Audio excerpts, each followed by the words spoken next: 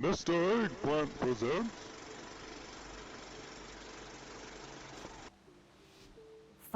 Hey guys, Tyler here, and thank you for checking out this video. We're back here doing some more Mythic Plus action for Season 2 of Dragonflight Mythic Plus, and today I have a brand new key with a brand new group that we haven't run anything with here on the channel, and this is going to be my highest key that I've attempted, let alone timed this season and expansion so far, which is a +22 Brackenhide Hollow. And I did get an invitation from Carm, who used to be one of our healers back in BFA with Drexit, and she invited me to this group. It's actually Maz's group, so he is our tank in this run, and this is a key that he actually streamed live over on his Twitch. So first off, thank you, my friend, for the invitation, and I hope to do more keys with him and this group very soon. This was a lot of fun, and we'll just have to wait and see if I can get another invite. So we're going to go through this key, and as you can already see, I messed up on the War Scourge trying to purge off his spin to win there, his best Garen iteration, and then I let this other War Scourge pull in behind me. But other than that, I pretty much settled down here throughout this key, and I'm excited to share it with you guys. So one of the main things that we can do as a marksman hunter using your trank shot is going to be to trank off that the Bone Storm as quick as possible, because that will really decimate your melee, your tank, munch up anything very, very quickly, and of course interrupt that cackle, which is one of the only fears I believe in this particular dungeon. So throughout this run, I'm going to try to talk the entire time. We're going to see if I can make it the full 30 minutes, but there's a lot of things to learn throughout this run, things that I did well, things that I can improve on, and I'm excited to kind of go through and see what maybe I missed along the way. So you're already seeing there's a lot of damage going out here right now. This is where I would have used all of our... I should have probably used a tar trap here, and I did not. That is something that I am terrible at, and I'll be the first one to admit that. Making sure I'm using my binding shot, and I will say right at the top of this, I am... When we have 6 stacks, by the way, we'll talk about the affixes here in just one second. But I am very wooden at the very beginning of this entire dungeon run. I don't know what exactly pathing wise that they're going to do. I'm not in comms with them, and I've asked literally 2 questions just before this the key actually started. So because of that, I could have definitely done a little bit better. And then stat-wise in this run, I am running with a large amount of versatility that I don't normally. I think I'm at 11% versatility right now, which I normally hover around 2 to 3% thanks to my Sporecloak, which I am using a Sporecloak as one of my embellishments in this run. But what we're trying to do right now is just go ahead and get up to the first boss and make sure we're just popping cooldowns on cooldown. So True Shot is obviously one of our strongest abilities, and that is augmented thanks to my Neltharian's Call to Dominance trinket, which gives me a large amount of main stat for 10 seconds whenever my True Shot procs. Whether that would be a proc from me actually using the ability, or if I get those 6 seconds of True Shot from my Windrunner's Guidance, for example. So just, we'll talk about my build here in just a second before we get to the actual boss. But like, for example, I was not used to the pull size that they're doing here. They're not like Omega big pulls, but they are bigger pulls than I'm used to. And so because of that, my cooldown usage, particularly as we're getting up to Treemouth later on, the second boss, is a little suspect, but I mean, you live and you learn, and we still had an amazing, fun time in this run. I did learn a lot about my playstyle and where I can do better. So just looking at my build in this video, as we are getting ready to clear up, we're just opening the rest of these Tuskars, freeing them from the cells that they're in, and which, by the way, I guess I know I'm kind of jumping all around. Let's talk about the affixes real quick. Affixes are Tyrannical, which was the main reason I was running with more versatility. The higher you go up in the key, the more damage they do. Yeah, I don't want to die. And then we had Tangling, which is new for Season 2, and Bursting. So Tangling, super easy. Just use your disengage. You can get out of that. If you have a Paladin, they can use Hand of Freedom on you, and you'll be fine. We did get up to pretty high stacks throughout this run with Bursting. Part of that was due to me. Definitely wasn't paying attention to that, and I can definitely tell I was rusty in these keys too. I'd only done maybe 1 key in the last 3 weeks before doing this, and that key was literally the key before this. We did a +20 freehold, but this was a lot of fun. And let's go ahead and now finally look at my build in this video. So I do have a 445 item level, and my weapon is the 447 crafted bow from Leatherworking. I've already talked about one of my trinkets, which was that Neltharian's Call to Dominance. I absolutely love this thing. But I also have Beacon to the Beyond, which is really great to use on priority targets. For example, on the last boss, when we have the totems that need to go down very quickly. You can also use it and hit up to 5 targets with that. It does more damage up to 5 targets. And then it can crit, so making sure you use it during high crit situations, maybe during the last couple seconds of your true shot, anything like that can definitely eke out just a little bit more damage that might be the key to your success. And then looking, I of course have my tier set, who doesn't at this point, and then both the class talents and the spec talents will all be found in the description of the video if you guys would like to just plug and chug those. There's going to be in 10.2 changes to our Marksman Hunter playstyle just a little bit, since Windrunner's guidance is changing. I do have a video on that as well, as I'm almost dead here. Thank you, Carm, for keeping me alive. This is also one of those spots where I should have used my extra action button, but I was holding on to it. I don't know why, but I should be using it there to get rid of that disease, and I am not. So naughty, naughty Marksman Hunter. Anyway, so yeah, I have all that information for the new 10.2 changes. I will continue to put out new beta videos as I see fit. If you guys would like to check those out, I will have a link probably near the top of the description and maybe down in the pinned comment as well. And then my embellishments, I always tend to forget those. My embellishments are going to be my Sporecloak, keeping me alive, because man, is my butt squishy. And then also I have one Shadowflame patch, which I believe is on my belt. So we are finishing up here, getting rid of this last War Scourge, making sure we purge that off and interrupt the cackle. We about didn't get it interrupted, but that's a-okay. And this is another spot where these are humanoids, so they're going to start trying to run away. I am just really bad. I'm better at using my binding shot, but Tar Trap sits unused a lot of the time. So that's going to be something that I'm really going to make a priority. Even if I don't need it, I'm just going to start using it, assuming it's not going to mess up the tank or something like that.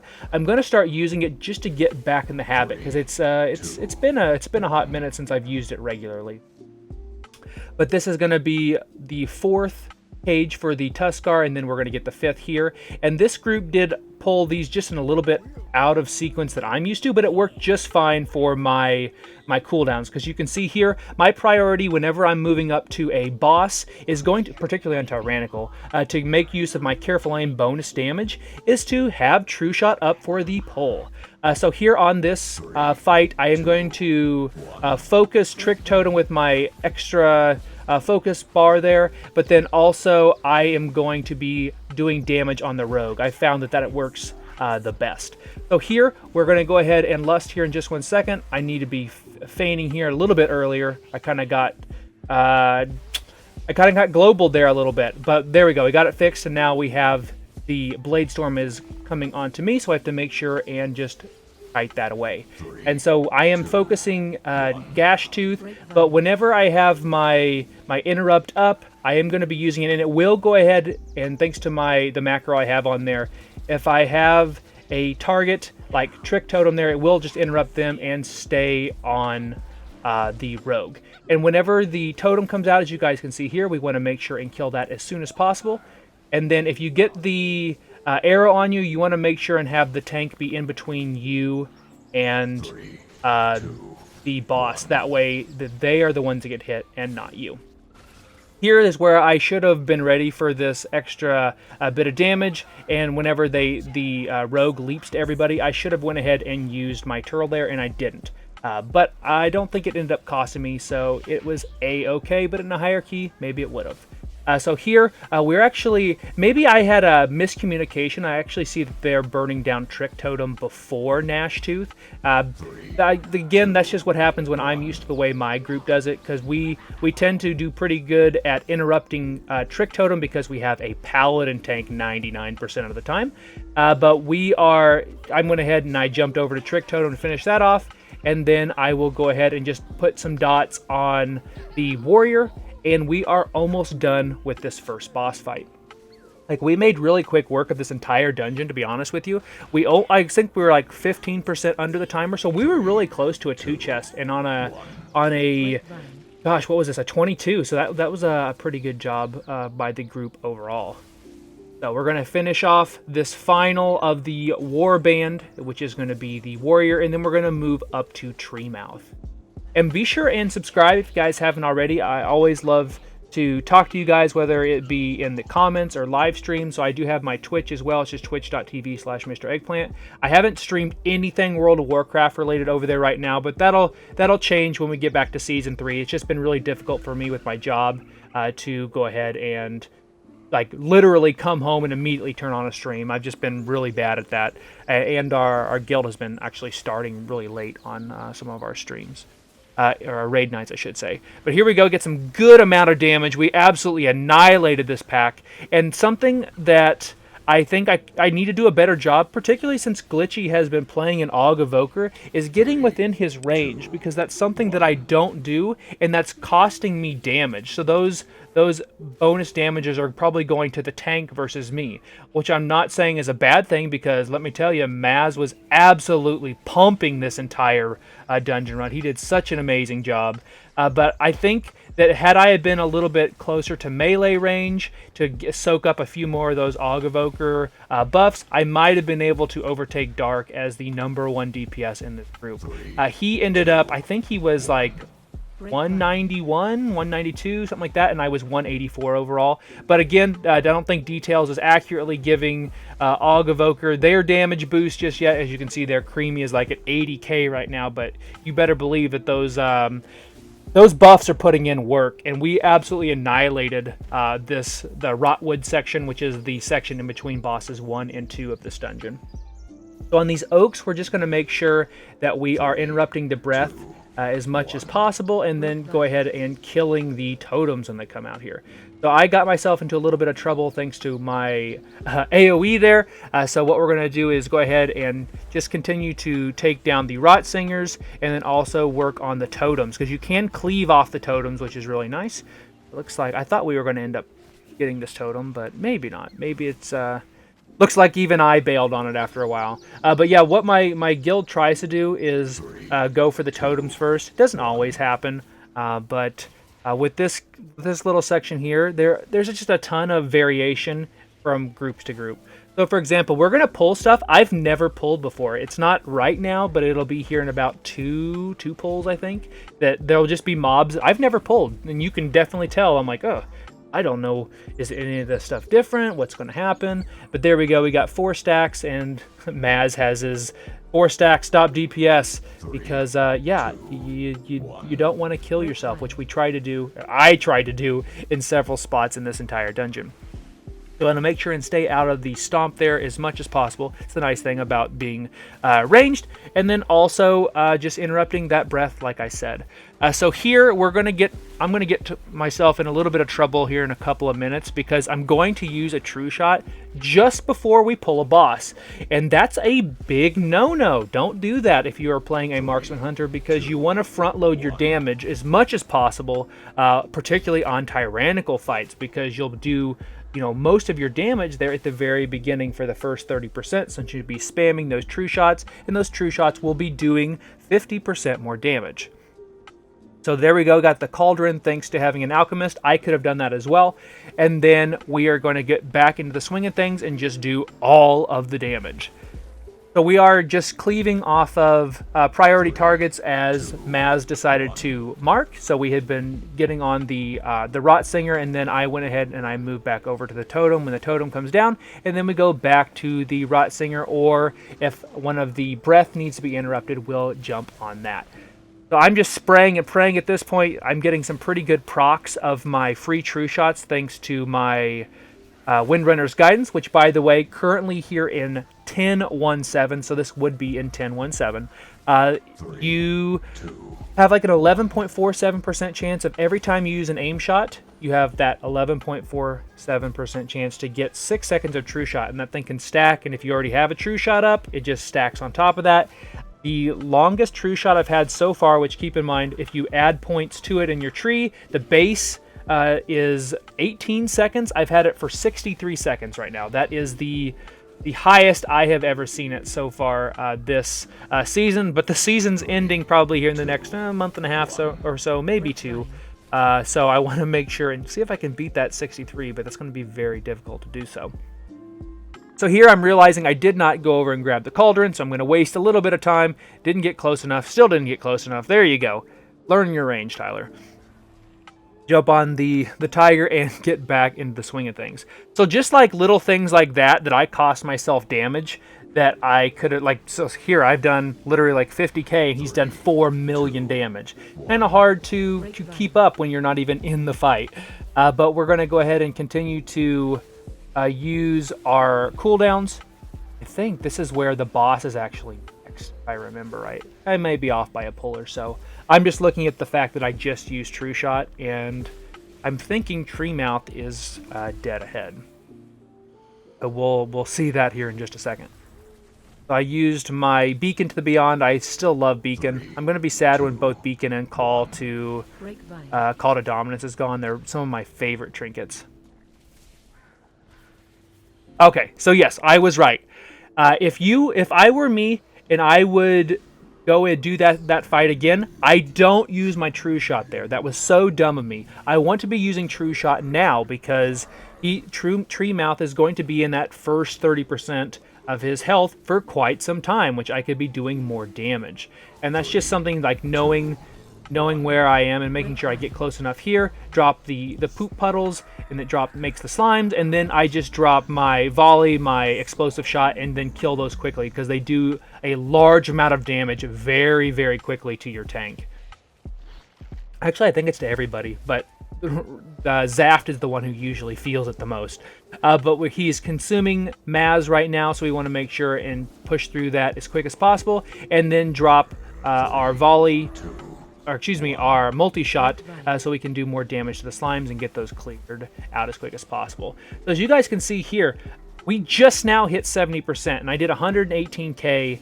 I could have done significantly more.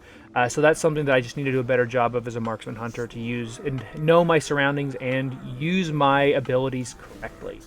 So here, the slimes are out a little bit longer than we probably would have liked, so there's a nice push there. So nice job there. And we kill those. They drop the poop on the ground. Don't stand in the poop because of course you wouldn't. And then here comes the grasping vines again, and I actually caught up to Dark in this particular pull. I still think I could have done a better job had I have used my cooldown effectively, but now I actually have True Shot up here, so now we can take out these slimes relatively quickly, and then we can just pump damage into this boss. So I have 10 seconds left of True Shot. I have that bonus amount of main stat. I just got an extra 6 seconds. Here comes the Death Chakram, and then I can cleave down these slimes as well. So I'm going to stand in the Tangling because I don't need to worry about it just yet, and then I'm just going to continue to do damage to Treemouth. So we're up to 150k DPS overall right now. I don't know how many times I'm getting buffed by the Evoker, and then you see the Lust come out there, or is it Fury of the Aspects, I think is what the Evokers is called officially. It's probably something we might have used earlier, but I think they might have thought I was going to do a little bit more damage than I did at the beginning because of not having True Shot up. So again, fumbling that cooldown can have lingering effects for your entire group. But we're getting through that consuming shield, and we're down into our kill shot range, into our Deadeye range, not Deadeye, excuse me, Bullseye range. So we're going to be doing all of the damage now. I already have a bonus 30% chance to crit. Those slimes died very, very quickly. And now I have a base 42% chance to crit, plus the 30 right now, plus any buffs I have. So I basically have like an 80% chance to crit when you get that fully stacked. It is nutty. And if you have True Shot on top of that, that's an additional 10%. And also your crits do 20% more damage during your True Shots. So here I got Stink Breath, so I want to make sure. I wish I would have used a cooldown. I did not. I should have used any of my cooldowns. All 3 of them are currently up. It did end up, I think, proccing my my cloak though, so I guess that's a pseudo cooldown. And then what Stink Breath does is he turns and Stink Breath one person, and so you can't basically get away from it. So because of that, what you want to do is either have everybody stacked on one side of the boss and then everybody else runs through the boss, or you just spread out around, I guess I said boss, it's just the mob, but spread around Stink Breath, and then he'll just pick the one target and only one person gets hit versus, you know, 3, 4, 5 the first time we came in here. So I dodged the Stink Breath over there that was headed towards Creamy. So down goes Stink Breath, which is a very annoying mob once you get into a fortified week. It has a lot of health, and a lot of people tend to skip it just because it's annoying more than anything. But we are going to go around all this extra trash here like my group normally does, and we're going to shoot the gap, go through here, and do a big pull. Unfortunately, this is going to be the one kind of foobar that happens the entire time in this key run, which we are trying to avoid pulling this pack here in the middle. And we end up pulling it. So I'm going to try to get up here. I'm going to fail. I think they end up pulling on Creamy here. But we're all in combat, so we need to... We can't just, like, basically let him die. So what we're going to go ahead and do is we're going to go ahead and just pop all of our cooldowns here. And then that's basically what we're going to have to do, because otherwise we very well could die here. So I'm going to go ahead and commit everything. I have the volley, the true shot, I don't remember if I used the trinket or not. We'll find out here in about 5 seconds. But we just kind of melt the trash here. This was 2 different packs, so we're up to 6 stacks. Have to make sure we don't die, don't get ourselves killed. Arm did a nice job of healing us through that. And I've got the bleed there, and then so it looks like I don't commit the trinket. So that's perfectly fine. We survived. That's all that matters. But as you can see, just like with Treemouth, guess who doesn't have a true shot up for the first 30% of the boss health? That's me. So I maybe could have held it, but that was one of those like, no, I want to make sure that we don't wipe here, because I'm feeling a little bit better at this point with the group. Not that I had any problems with the group at all, but again, just feeling a little bit anxious. I don't want to be the one that screws up something, particularly that I'm an unproven player coming into their group for the first time. But Gutshot is, I don't want to say an easy boss, as we just lost Dark there, but it is significantly easier for us as a ranged player. That way I can just basically stand far away, making sure that I can kite those hyenas. Well, I use misdirect, and I misdirect those in every chance I get, and then you want to interrupt Master's Call. And then once they tether to someone, what I go ahead and do is I just run clear away, and I try to hit them with multiple traps if possible. And otherwise, I am just sitting there cleaving to my heart's content on the boss and the hyenas. We do get a little bit overrun by hyenas at one point, where we have multiple hyenas out, multiple different packs. So I want to avoid the dodging leap there. They're almost dead, so it's not that big of a deal. But what I would have wanted to do was actually move them onto a trap so they take that trap damage and soak the trap. So here comes the tether. So you want to try to help that person out as much as possible. If that's a melee, they're in big trouble if they're that close type thing. So what I'm going to do is I'm just going to continue to pump damage into Gutshot, and then here comes the leap here. And actually, this is not the leap. There we go. It's the trap. I'm going to get tethered myself here in just a second with this next set of hyenas. Here comes the misdirect. The hyenas come out. There's the jump. And then I should get tethered here in just a second. There we go. So I was going to disengage back, and I'm just going to run them through these traps. So both of them are on me, so they both got hit by that trap there. Or I guess one of them did. That one's going to get hit there, and then one of them is going to get hit by this next trap, but it looks like they're not tethered anymore. So we should be fine, or fixated, I guess I should say. So here, Gutshot is getting very close to kill shot range, and we've really melted this boss. I really think we've done a nice job. Honestly, all the bosses, we did a really great job on. This group knew their stuff, and it made quick work of, Tyrannical, which Tyrannical doesn't tend to be the easiest weeks. So Gutshot's down to 10% health now. Just looking at our timer, we're doing very well timer-wise, and percent of enemy forces, we're doing well as well. This has been fun. I've learned a lot, actually. And here I'm going... I guess I didn't waste the trinket because I was able to use it, and it did damage to all 3 of the ads. I wish I would have used it here, though, just to help kill the Filth Caller and the Witherlings just a little bit quicker. Because I did not know we were going to pull a lot of this, because my group doesn't pull it. Again, that's just questions I should have asked about the run. at the very beginning. But there we go. Got all of the little guys down. I'm trying to not commit to big cooldowns just yet because I don't know, excuse me, I don't know what all we're pulling just yet. So at this point, this is where I would normally bring out the Gnomebobulator, the Mecha Gnome toy. Little bodies are always a good thing in these little tight spaces. And I am no longer a Tauren, if you guys did notice that. I am an orc. I've never actually been a regular orc hunter before, so that is what I am now. And in fact, I didn't even have my berserking in my macro, so I'm realizing that halfway through this dungeon that I'm like, I'm like not using it effectively, basically.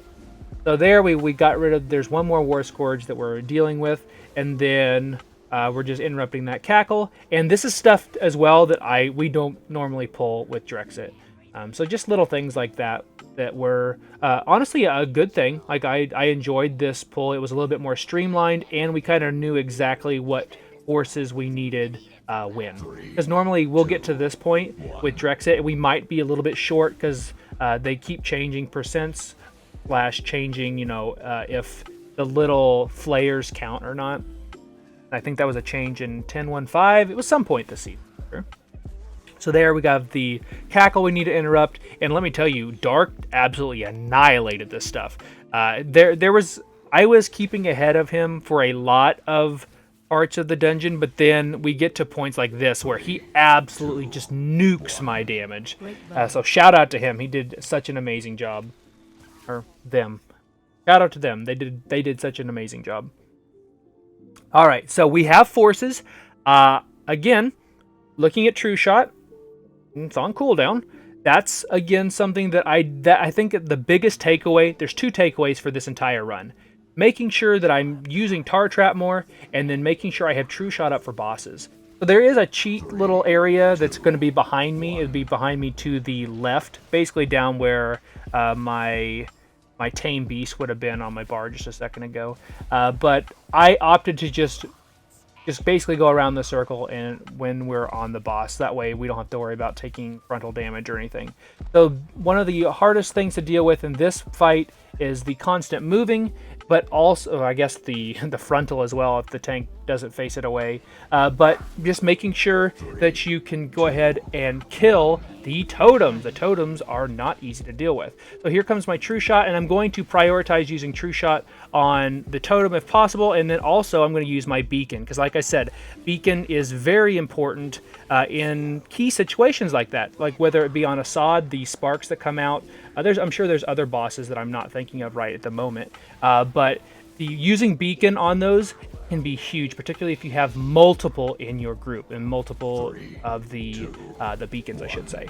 So here, I'm waiting and holding my volley and holding my explosive shot for when both the boss and the totem is up at the same time. I do an okay job, as you can see there. I didn't use my explosive shot. I think I'm going to save it for this one.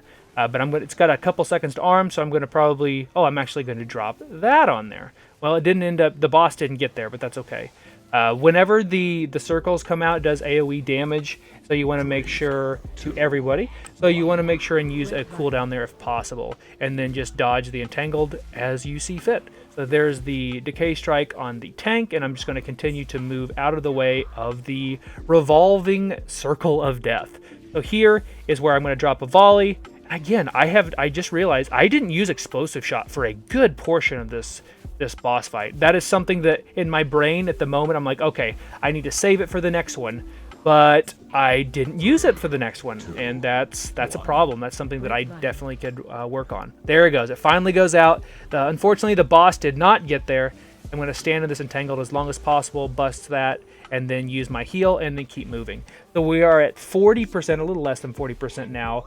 On Rathai, and we're just going to continue to rinse and repeat. This is a fight where if you can keep everything under control and you have the DPS and the cooldowns to kill the totem until you get up to those really high keys, you're probably pretty good. But we have some pretty good burst damage, and even when the rotting burst is almost going out, don't stay on it. Just try to make sure and just pump out all the damage you can. Obviously don't get hit by things, but just just continuing to pump, because this boss does end at 5%. You don't actually kill this boss. So here comes my last true shot. My totem's coming out. I'm going to get ready to use my turtle so I don't take this damage, help our healer out, help our group overall, and then let's go ahead and finish this key. Like I said, I think I ended up getting 181 overall. I don't know how many evoker buffs I missed, and definitely do a better job there. But overall, I just wanted to say thank you again to Carm and to Maz for inviting me to this key. Such a fun experience, and it's always nice to get out there and do these higher keys with groups that I've never done stuff with before, particularly since I don't pug. I'm allergic to pugs. I don't like that. So because of that, I normally have just normal groups. But again, this was such a fun experience. I appreciate them giving me a chance, because most people don't when I do try to pug. They see marksman, lol, squishy, I'm not inviting them. But with this run, we did get our Mythic Plus rating to 2750. Huge jump over the 18 that I had before that.